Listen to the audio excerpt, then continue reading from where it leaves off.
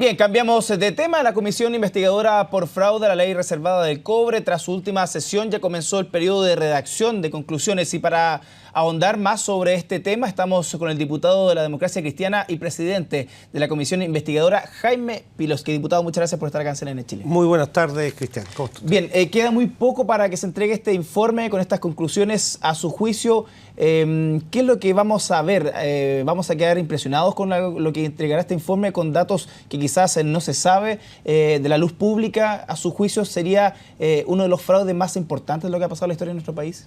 Mira, es un fraude que alcanza alrededor de 6.000 millones de pesos. Es un fraude que se realiza a través de una maquinación de un grupo funcionario del Ejército que presenta facturas falsas ideológicamente, que significa que no hay una prestación de servicio, y también materialmente falsas, facturas que no tienen autorización de impuestos internos. Esto se produce en un periodo de tiempo, yo creo que es importante señalarlo, entre el año 2008 y el 2014. Cuando el Ejército descubre este fraude y lo denuncia ante las instancias judiciales correspondientes. Primero Ministerio Fiscalía Militar, y después también hay una denuncia del Ministerio Público que también investiga el lado civil de esto. Y pasó por dos gobiernos. Por supuesto. Mira, lo que nosotros visualizamos acá, hay que tener presente que se está tratando de una materia muy estratégica, muy importante para el país. El 10% de las ventas de Codelco van a un fondo para la compra de material bélico y para la mantención de este potencial, bélico. Estamos hablando de recursos de casi 12.000 millones de dólares que entregó Codelco en los últimos 10 años a la defensa nacional. Por lo tanto, es una materia muy relevante, de manera tal que es necesario tener los controles adecuados, un sistema integrado que evite este tipo de circunstancias que se presentaron particularmente en este caso en el Ejército. Mira, satisfechos nosotros en términos de haber hecho más de 25 sesiones, más de 60 invitados, las comisiones fueron públicas, fueron grabadas. Uno de los problemas que teníamos, como hay un manto de reserva por la Ley Reservada del Cobre, que nada de esto se pudiera conocer. Tratamos de romper esa primera impresión que se podía producir, hicimos comisiones públicas y muchos de los temas se han ido enterando ustedes, los medios de comunicación y la gente interesada, a través de las distintas comisiones, como que insisto, que se hicieron a través del canal de la Cámara. ¿Cuál es la visualización que uno puede hacer adelantando, lógicamente, conclusiones que van a ser aprobadas por los diputados alrededor del 30-31 de agosto? Nosotros tenemos fecha máxima hasta el 2 de septiembre, pero concordamos en la comisión de poder analizar las conclusiones el martes 30 y el miércoles 31, ojalá aprobarla con una, yo pienso que unanimidad, pero si no con una mayoría aplastante, porque, insisto, estamos hablando de una materia estratégica que es importante tener un diagnóstico claro para tener proposiciones claras. ¿Y cuál es el diagnóstico, si me permites, Cristian, poder desarrollarlo? Aquí pueden haber distintas visiones. Mira, falta de control, escasez de control, inexistencia de control, burla de control. Pueden ser todas las anteriores, pero mira, si tú me permites, yo lo que creo es que faltó un sistema integrado y eficaz de control al interior de las instituciones involucradas, particularmente en el Ejército, pero también en otras instituciones. El Ministerio de Defensa, por un lado, y también la Contraloría General de la República, que si tenemos tiempo puedo explicar cuál es la responsabilidad de cada uno de ellos en cada una de estas materias.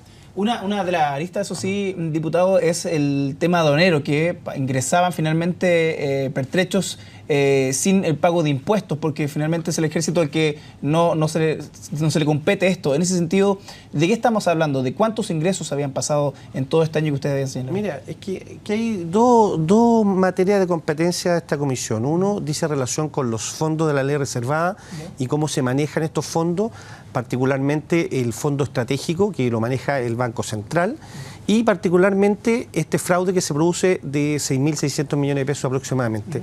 Hay una arista que nosotros vamos a insinuar, pero que lógicamente no tuvimos ni el tiempo, ni tenemos las posibilidades, ni los instrumentos jurídicos para hacerlo, que está siendo investigado, como usted sabe, más bien en el Ministerio Público y también por el ministro Omar Astudillo en la Justicia Militar, que dice relación con la discrecionalidad que existe en las compras. Más del 80% de las compras de Ejército finalmente terminan siendo por trato directo. Segundo, el manto de reserva que existe da pie para crear un ambiente que lógicamente puede permitir otras irregularidades. Y esas otras irregularidades son las que se están estudiando o analizando fuera de nuestra competencia, más bien en la competencia de la justicia, y que precisamente el caso que usted alude, todo lo que dice en relación con el ingreso de pertrechos, con o sin estos derechos aduaneros, está siendo investigado por el fiscal Morales, precisamente, y todo a partir de la situación que se presenta respecto a la investigación del ex general Fuentealba, comandante jefe del Ejército, que lamentablemente fue el único que no asistió a la comisión investigadora. Lo invitamos 2 veces y era muy importante. No estaba obligado, pero... No estaba obligado, esa es una de las propuestas que nosotros hacemos, precisamente, tener la obligación los exfuncionarios públicos hasta 2 años después de que terminen de asistir a las comisiones investigadoras. Pero, mira, si me permite, respecto de la falta de control en el Ejército, ¿qué es lo que hubo? Yo insisto que aquí hubo la falta de un sistema adecuado, integrado y eficaz para poder controlar este tipo de situaciones. Esto no se produce un año, se produce durante 6 años. No había matrices de riesgo. No había un control con el Servicio de Impuestos Internos para verificar la validez de la factura. Por otro lado, no había un registro de firmas. Mira, hay firmas que finalmente son pagadas, facturas pagadas por tesorería que son falsificadas, sin un registro adecuado. Y yo creo que es muy importante, sobre todo, por la situación de reserva que se plantean en esta materia. ¿Qué otras situaciones nos llaman la atención? La falta de la inteligencia militar para poder prever este tipo de situaciones. Un cabo que apostó en un casino más de 2.000 millones de pesos y no fue capaz el sistema de poder verificar o supervisar este tipo de situaciones. Otra situación que hubo, un informe de inteligencia del año 2011 que señalaba que habían dos funcionarios del Ejército que habían falsificado una cotización respecto a la ley reservada del cobre. Bueno, uno de los generales que asistió a la comisión reconoció que él no le pareció relevante que se hubiera falsificado una cotización. Entonces, hay variados elementos que nos llevan a sostener que faltó un sistema contundente, que hubo falta o un descuido en los sistemas de control por parte del Ejército, porque, insisto, esto no se produce durante un año, sino que durante un periodo prolongado de tiempo. Pero también, y con esto termino, el Ministerio de Defensa tiene una responsabilidad muy importante. Mira, el Ministerio de Defensa es el superior jerárquico de la Defensa Nacional y, por lo tanto, el encargado de supervisar, de tener una supervisión y fiscalización de los montos de recursos que se están hablando. Pues bien, incumpliendo el artículo 77 del Decreto Supremo que regula esta materia,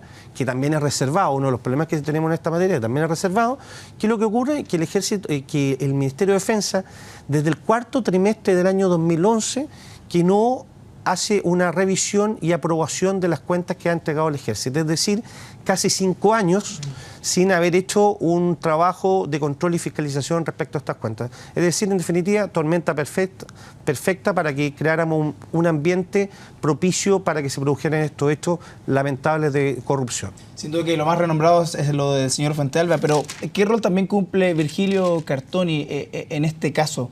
¿Qué tan preponderante es lo que él hizo finalmente? ¿Finalmente fue un proveedor importante para lo que ocurrió con este fraude?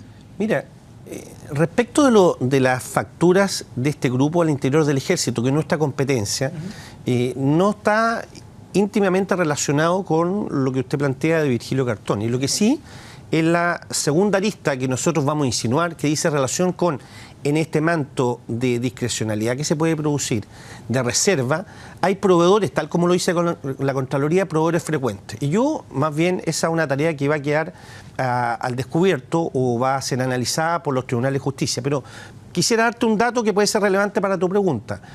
Virgilio Cartoni y su empresa, el año 2010 tenían X órdenes de compra para el Ejército. Ocurre que el año 2013 esas órdenes de compra se multiplican por 14 veces en términos monetarios. Y hoy día, cuando ya hay otro comandante en jefe, vuelve a tener una cuota de mercado similar a la que tuvo el año 2010. Por lo tanto, durante un periodo determinado, las empresas del señor Virgilio Cartoni se convirtieron en un proveedor frecuente y parece que privilegiado en el ejército. Diputado, se nos acaba el tiempo. Para cambiar de tema, ¿qué le parece la renuncia de Lucía Girard a SEMA? ¿Usted cree que debería renunciar a los bienes? ¿Cuál es su reacción al respecto? Mira, SEMA Chile tiene una situación bastante irregular. Hemos visto esta cantidad de bienes raíces que el Estado le fue entregando para desarrollar su accionar y finalmente terminaron en poder o en venta en distintas situaciones. Por lo tanto, yo creo que es un paso importante. Aquí hay que seguir investigando y el Ministerio de Bienes Nacionales tiene que hacer su trabajo de tal manera de poder apoyar un proyecto de ley que presentaron diputados de mi bancada precisamente para establecer un sistema distinto de, en caso de disolución de SEMA, a quienes se le entregan finalmente los bienes, porque pueden terminar en manos inescrupulosas. Yo creo que ahí hay que hacer un trabajo y es importante en ese sentido este proyecto de ley.